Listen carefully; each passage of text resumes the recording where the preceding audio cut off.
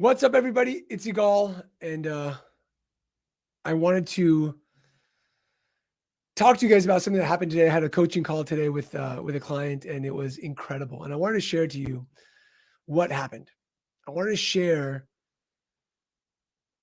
what was the mindset of this person and how we flipped it in a matter of minutes. So what happened was that this person uh, is in one of my courses, and they're saying that it's very hard to learn so much information and then to implement it. That, I've got all this information and leadership and marketing and strategy and everything's great, but I can't implement it.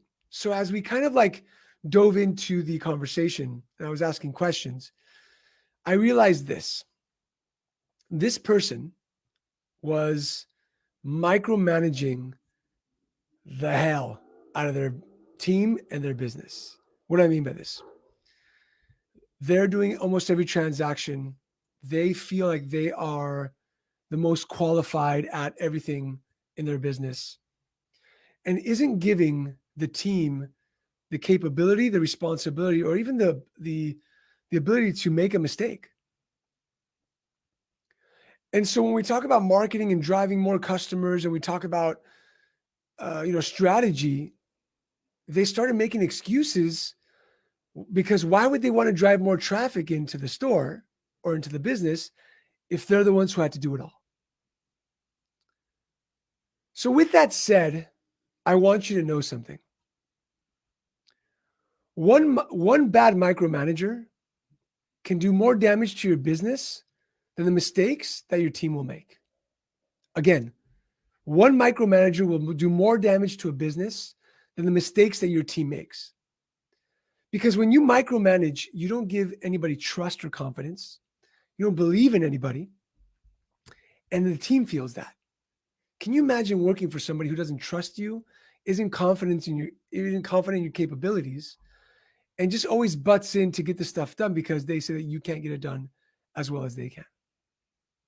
Now, if you're a micromanager, let me know in the comments. I think that we all have micromanagement in us. It's very seldom a business owner or an entrepreneur who can just kind of give up and delegate very, very well. There are some amazing people out there who do it. But the truth of the matter is that the problem and why you micromanage is because at some point you've had success until now doing what you're doing.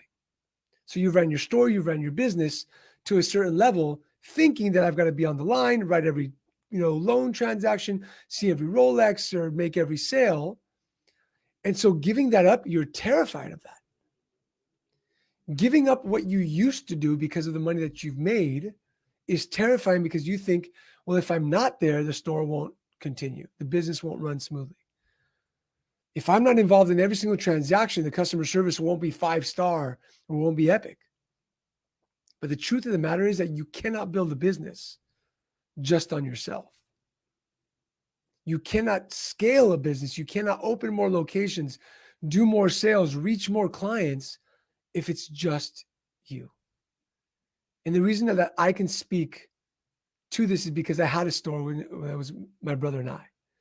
And if it wasn't the time that we built team to over 60 people, there was no way that we could have made the money that we made and built the business that we built.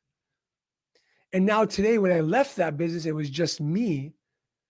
There's no way I could have built the business that I've built today without the team that I have today. So if you are the best pawnbroker, the best sell, whatever you are the best at, and you own the business, you have a problem. Speaking with Bobby Moulton, who they have 20 stores now on my podcast. And the one thing that he said that made so much sense was, he goes, Yigal, I always hire smarter people than me. Because if I'm the smartest person in the room, then there's a problem. I'm always micromanaging. I don't trust anybody. And there's no way I could have grown to 20 stores, 100 plus team members if I was the smartest person in the room. So to my pawn family, if you're running a business and you are the best pawnbroker, you have an issue. If you're watching this and you've got a business and you're the best at that, you have an issue. You've got to bring on people that are better than you if you want to grow your business to the level that you dream or envision it to be. Because all that happened with this client of mine was overwhelmed, not focused. Didn't want to do marketing because was afraid of more people coming in. Didn't want to put more on the plate because they didn't know how to handle it, because the other people in the store, they just sit back and watch what this person does. And somebody said, sounds like you are talking about my store director. He's a bit panicky and untrusting when it gets overwhelming busy. Work on him, please. Because if you have a store director like that, that means that its business isn't doing what it's supposed to be doing. Imagine a team of people who are focused, they're passionate, and they're doing their best at like their strength. You will grow a business, you will open more locations, you will do so much more. But when you micromanage and you don't trust, you affect the morale of every single person in that organization. And the worst thing to say is they don't have enough training. Guess whose fault it is if they don't have enough training? Your fault.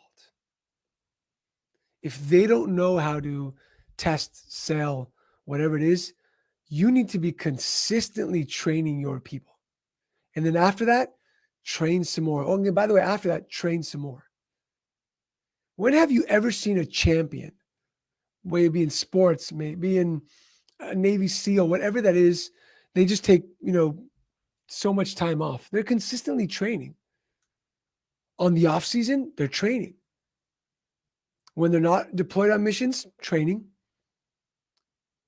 So why is it that you think that your team can help you grow and make more money if they're not consistently training? But what I mean by training is not on the line, not doing transactions. It's having a meeting, setting out what they need to train, testing themselves, learning something, investing in the team for them to be able to grow and learn.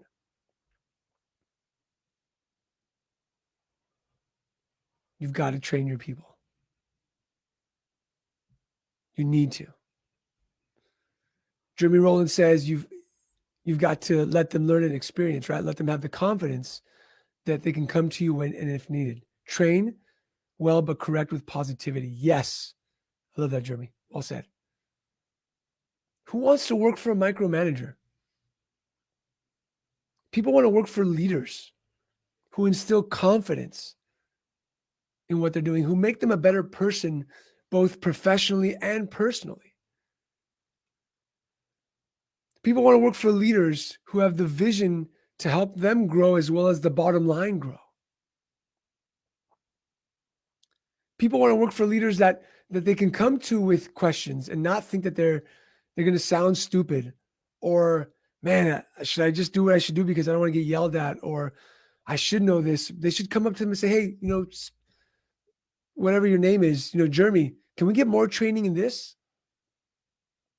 Because if they don't have the capability or the confidence of doing that, then you're not leading your team effectively.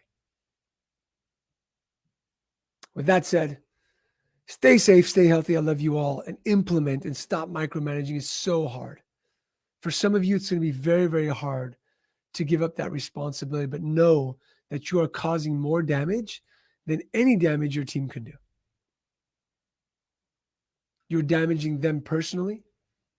You are damaging the business. You are damaging them professionally, and you're damaging yourself as a leader to be able to grow to the next level of leadership. I hope this helped you out. Let me know in the comments if this was of value to you.